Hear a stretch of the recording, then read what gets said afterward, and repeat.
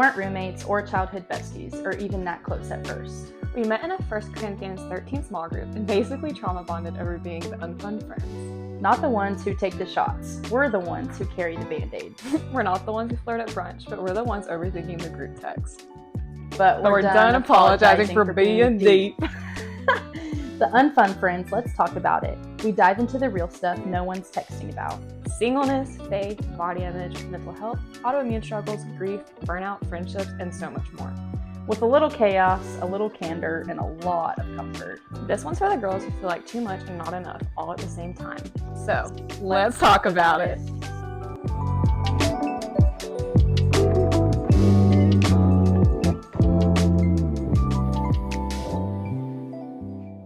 Welcome back, friends. If you're just joining us, this is part 2, so make sure you listen to part 1, because this conversation builds. We're picking up right where we left off, and we're so glad you're here with us. Let's jump right back in.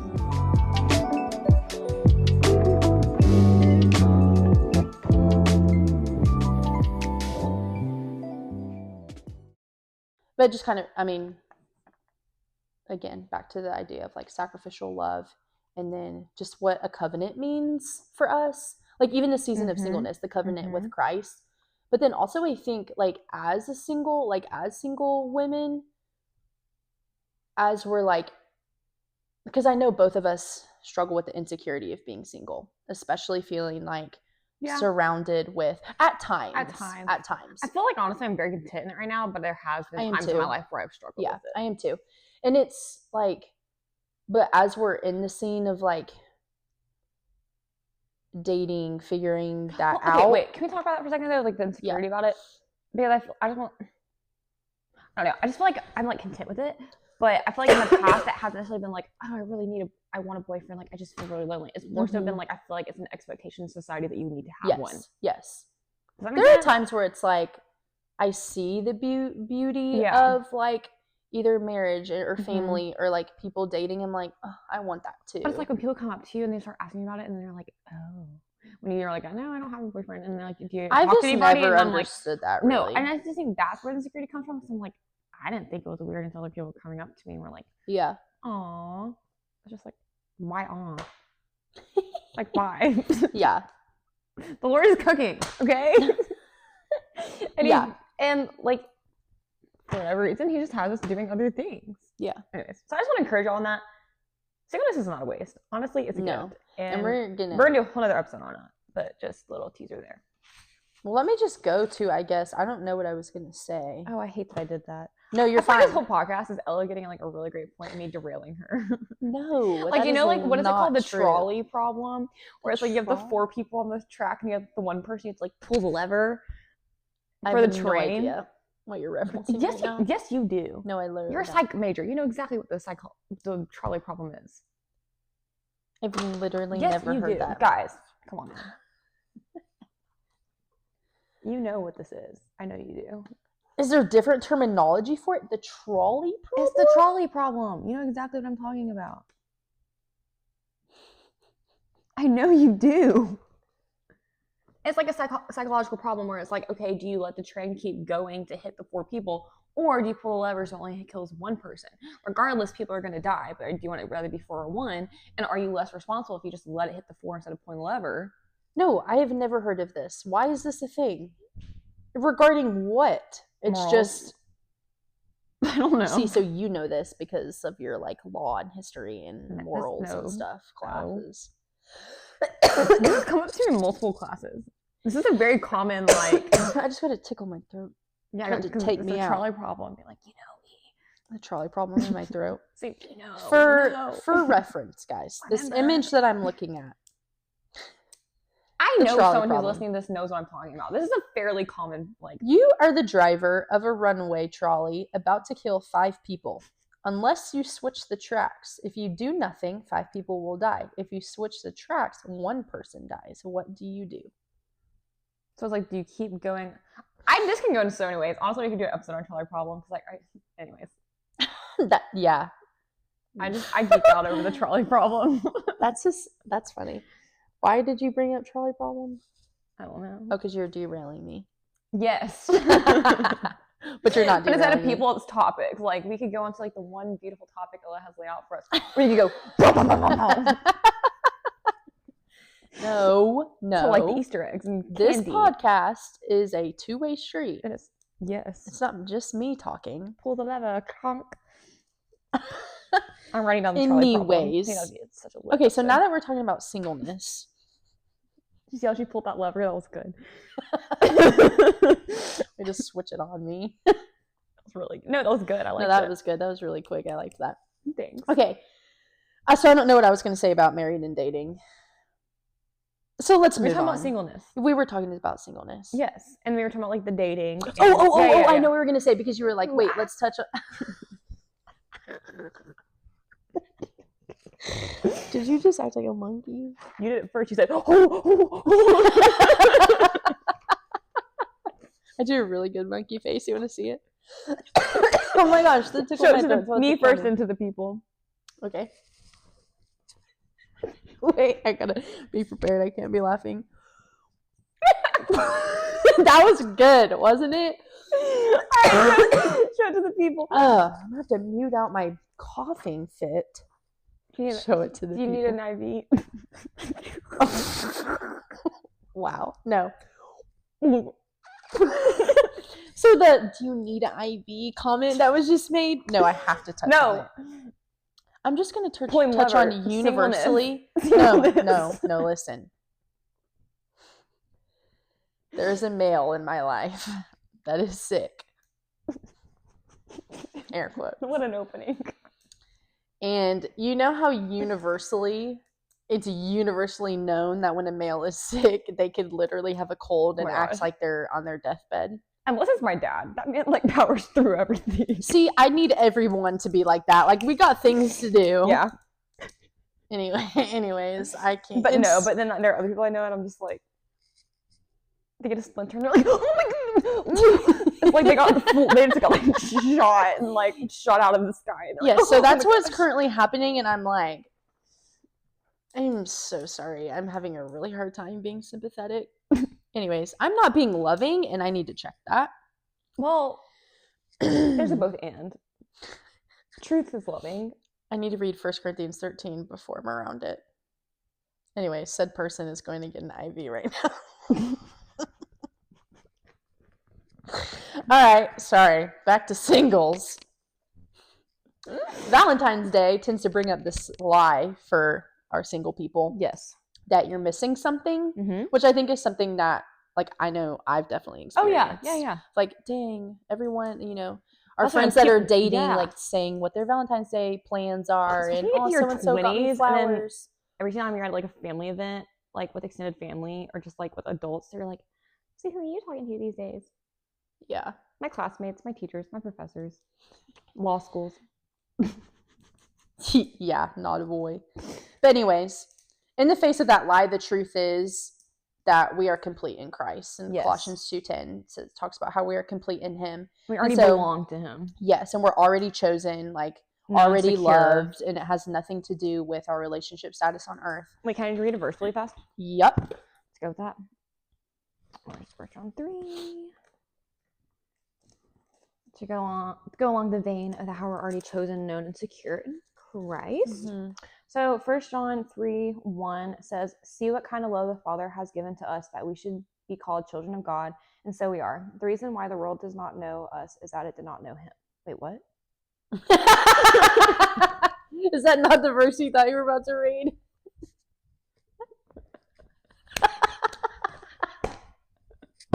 Wait, what? What? What were you gonna...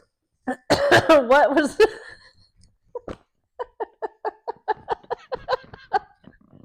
I'm dead. That was so the most confident reading I've ever heard. And then wait, what? Wait, what?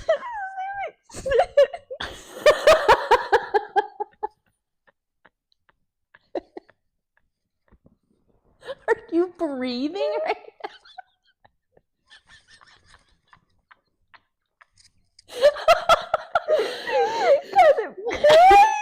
In our years to friendship, I have never seen you laugh this hard in my Oh. entire life.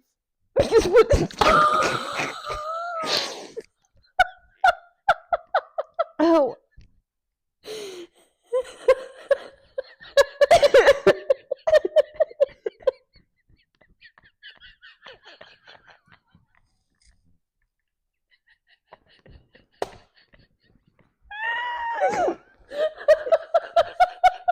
No, I'm crying.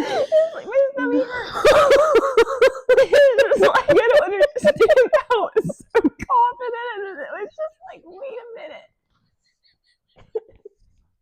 Guys, I think it was the right verse. I think it just got confused. Oh my gosh, we both have tears coming out. I'm crying. Wait. You literally have a mascara tear going down Oh my your gosh. It looks like we're talking about breakup right now in this episode. I do have a point on that. Okay, wait. Let me just comprehend.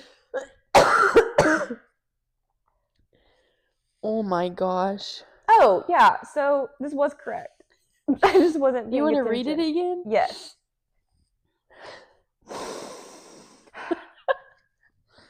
Okay. See what kind of love the Father has given to us that we should be called children of God. So pause.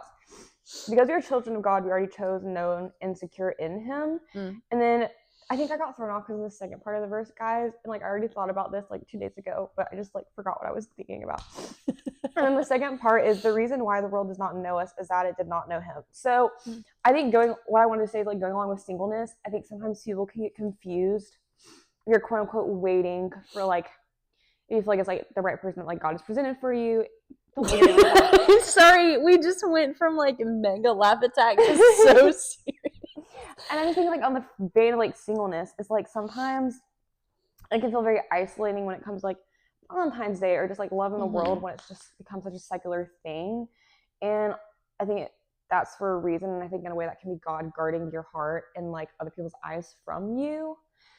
On the vein of singleness, just because some people, the world's not going to know you and they might not love you just because you are of the Lord. Yeah. Does that make sense? Yeah. No, that makes total sense. Now it does. Yeah. But what I wrote down about singleness is singleness isn't a waiting room for love. It's a season already fully saturated with it. Your value is not suspended until someone chooses you in an earthly way. Yes. You were chosen on the cross.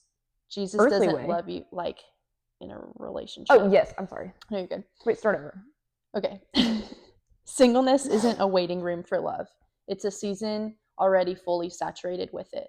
Your value is not suspended until someone chooses you in an earthly way. You were chosen on the cross.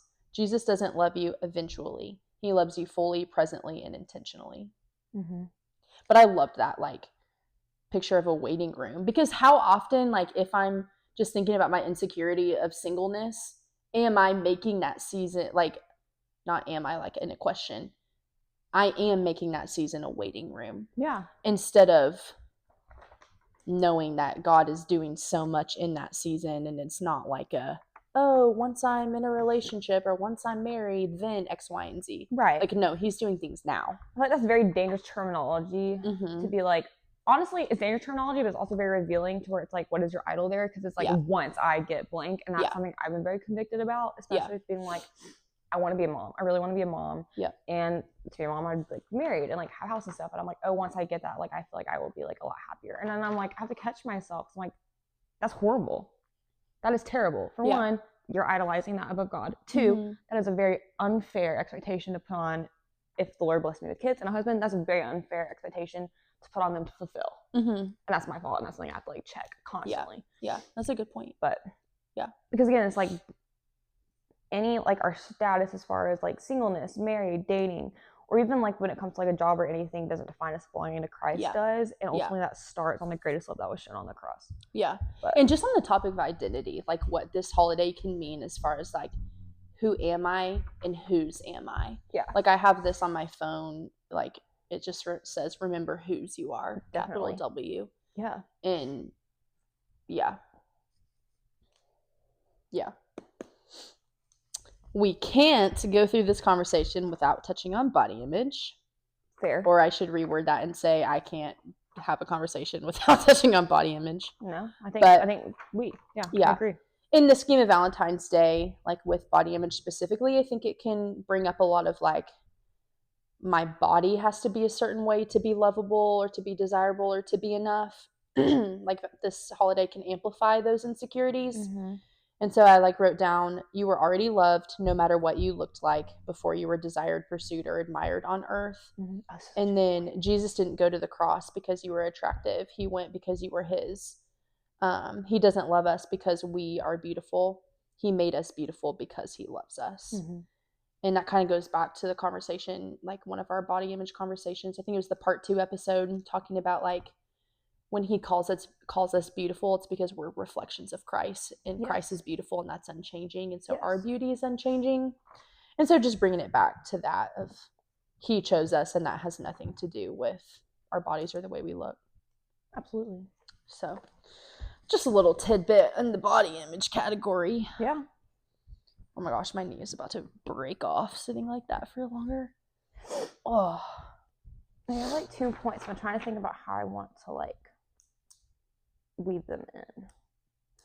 Do you have any other points that you had to go kind of along with like this vein?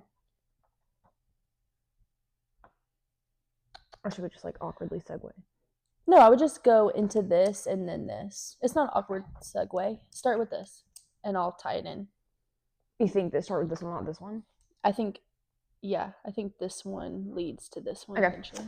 Okay, guys, so excuse that awkward segue, but something I wanted to hit on too is how, well, both and. So my original point was that like earthly love changes, but God doesn't. So like automatically like in the world is always changing, but God is consistent. But I also feel like we could flip that. Really, because God's love doesn't change, our earthly love can change if we like frame it in Him. Ooh. Yeah. Mic drop. I feel like I had to make up for my giggling fit where I just didn't understand what I was saying. Wow, you just spit bars. Can you even say that again if you tried? Yeah, so like so we originally had like the formula, right, where it's the world's it changes all the time. It's always changing. You can look at like the atmosphere on a nature level, relationship wise it changes. We even see like with covenants it changes. We have the old covenant and the new covenant. So earthly love changes, but God's love doesn't change. But if we flip that and we take the frame of how God's love doesn't change, it can change our earthly love to be more reflective of Him and like how He calls us, which that's I think so good. Is good to remember. Yeah, that's so good. If we're going on the first vein about how earthly love is changing all the time, people fail us, but God remains faithful. And so that reminds me of Hebrews 13:8, where it says Jesus Christ is the same yesterday, today, and forever. And also going into Lamentations 3. Lamentations 3:22-23. It says, "The steadfast love of the Lord never ceases. His mercies never come to an end. They are new every morning. Great is your faithfulness. The Lord is my portion, says my soul. Therefore, I will hope in Him." And I think if we really frame that verse into being like, okay, so this is what the Lord's love is like that never changes. How can I take this frame into earthly relationships to change that love and to become steady in every season like His is? That's good. I'm thinking about how His mercies never come to an end. Sadly, guys, my mercies come to an end quite quickly, a lot. So I think if we would really just take this frame and be like, okay, so like let's really address like our friendships, and if you have like, if you're married, if you're dating, like let's try to have more mercies all the time, kind of like where we out-compete with each other in service. Let's do it in mercy. Let's do it in mercy and forgiveness. And then in the next verse, new every morning. Like let's make it new every morning. Like when we go to sleep, like my parents have always said, like don't go to sleep angry. And I think that's something I have struggled doing with like just siblings and stuff, or even sometimes with friends. But it's just like I think that's great advice that we can really take, and that falls in the frame of verse 23, where it's like make it new every morning and like don't go to bed angry or holding a grudge. Yeah. And it says in verse 24, like how the Lord's my portion, therefore I will hope in Him.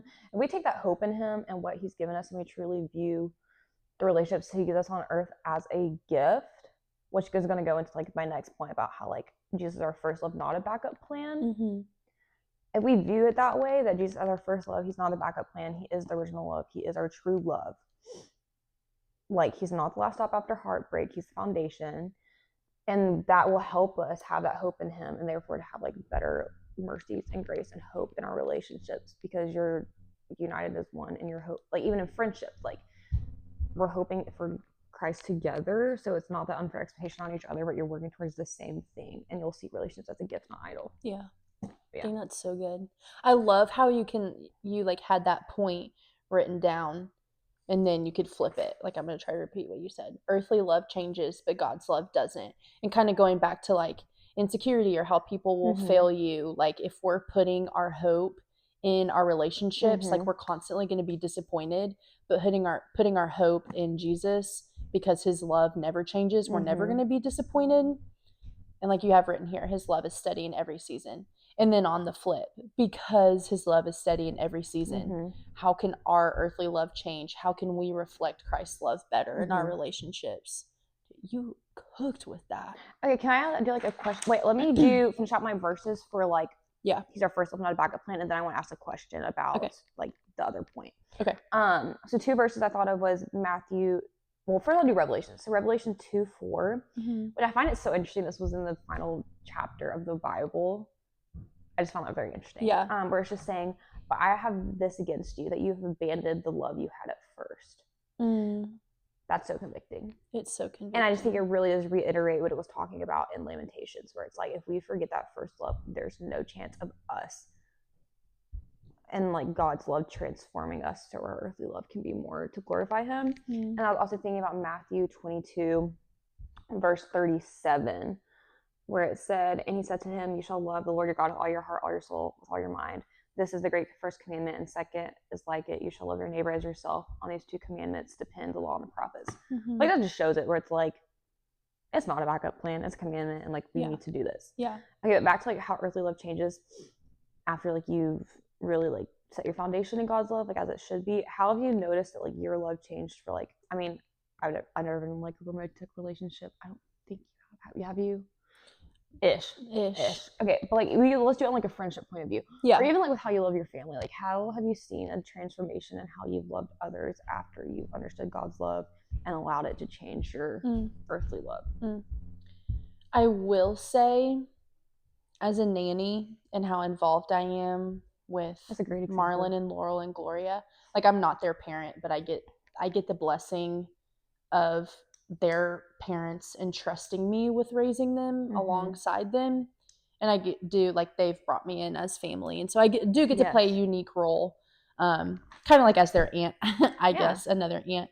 But like I truly love those babies. Like I tell my mom I love them so much it hurts. Like there is a physical, like she really does got like love. Oh my gosh, I would do anything for them, and I've never experienced that kind of love before. Like Annalisa and I, like I've told her, when I have my own babies, Marlon will truly always be my firstborn. And so, I mean, it's just this really sweet, like I've gotten to experience a love that I've never experienced, but like a parent and relating it to God as my father, like there are times where, I am so frustrated with those kids. You know, but at the end of the day, nothing they could ever do would make me love them any less. And so like that's just a fraction of how God feels about us as his children. And so I would say that has really helped me like try to understand his love more. It's like that love that radiates from you is from how like you see God. Like I can kind of try to understand the way God loves me in the way that I love the kids. And then just in the topic of friendship, like in our small group, for focusing on 1 Corinthians 13 and hearing love is patient, love is kind, and all the different things, like that has really, and knowing that the way I love only comes from the way God has loved me, has kind of helped me hold on to convictions of how am I loving others. And then I'll say that Matthew verse, that's the love your neighbor as yourself, like that commandment is written on the gates going into Stanford. And so we've talked about like our professor who leads that small group, that cadre where we read 1 Corinthians 13. She has said before, like, it's a beautiful reminder of how am I going to love people when I come into campus, but then also leaving like that's just not just a commandment, like leaving the in my bubble. Christian college campus, in the bubble, like taking that out to the world. Definitely. So I know I'm just blabbering on. No, you're now, not. but That's a great example. what about you? I feel like for me, I feel like my parents have been a great example of this, but also just like I think they have been a great example of this because of being Christian and being transformed by the way God loves. But I think just like out of them raising me and then also my own relationship with God, just showing like you show up even when you don't want to and even when it's hard. Like it's not an option. Like you do it because the Lord did it. He commands the same of us, and to do it for his kingdom, those in his kingdom, just like stuff like that. But I also think he's transformed my love as far as just like when relationships end and like friendships and stuff, and how to let those things, I don't say like, I feel like it ends very final, but just like if something fills out, like let it happen with grace and with mercy and with love, and how you can still be like at peace with something even if you're not as close to someone anymore, but still being able to like love them because Christ first loved them, because he first loved us, and to just still value things, admire things about them that God's given them, even if it didn't end how you wanted it to. Does that make sense? Yeah. And just be at peace with that instead of carrying like anger or grief and just, strife. And whenever you see like a person just, again, like being upset about it, like I feel like that used to be very much so something I used to do in high school and things like that, even early college. But now seeing how the Lord has transformed my heart to where it's like, okay, like I can be at peace with that and just be like, okay, the Lord had a purpose for them when they were in my life, and he still has purpose for them now, even if our two stories are not like together anymore. Yeah. Like there's still love there. Yeah. So I feel like that's a huge way I've seen him like just transform the way I love others, even within the past like 2 years. That's good. So I like that. Yeah. Do you have any other points we hit on?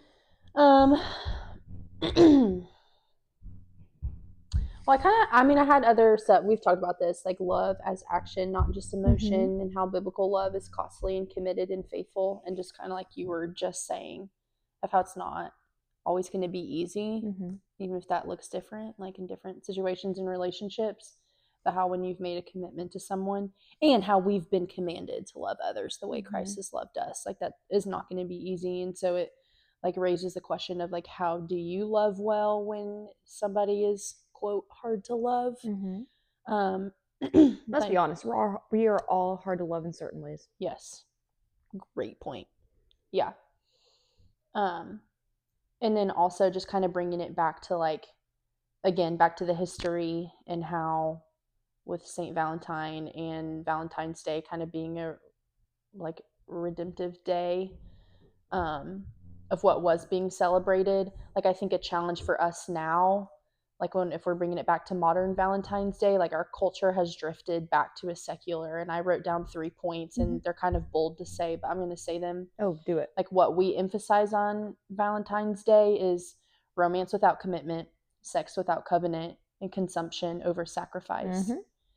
And so we could get into the nitty gritty of all of that, but just wanting to challenge us with knowing Jesus' sacrifice on the cross and the ultimate, the truest love story. How can we display God's redemption of love as his followers and going forward, like this Valentine's Day, and just as we love people as a daily thing, how can we redeem that? How can we redeem culture's narrative of love and bringing it back to biblically the greatest love story we could ever know? And then I wrote down first John 4:19, we love because he first loved us. And I think that verse is so small, but it's obviously taken from a bigger context of like that passage, but that passage really is just talking about how he is our source of love and how we love. And yeah. But did you have anything else you want to touch on? No, I think we basically covered it all. I do want us to go back and answer that icebreaker again. Yeah, let's do that. Unless you have any other points you want to add. Let's do that. And then I asked ChatGPT to write a poem on like biblical love in Valentine's Day. Love and it. Cooked. Produced something pretty great. Okay, so I printed it to read. You can close in 1 Corinthians 13. Yeah. Perfect. Okay, great. So that icebreaker What's one word you associate with Valentine's Day? Still candy, but I think after this episode, redemption. That's good. I think mine would be covenant. Covenant. I love Yeah. that. Because I like the idea of like covenant is unbreaking Yeah. or unbreakable. Mhm.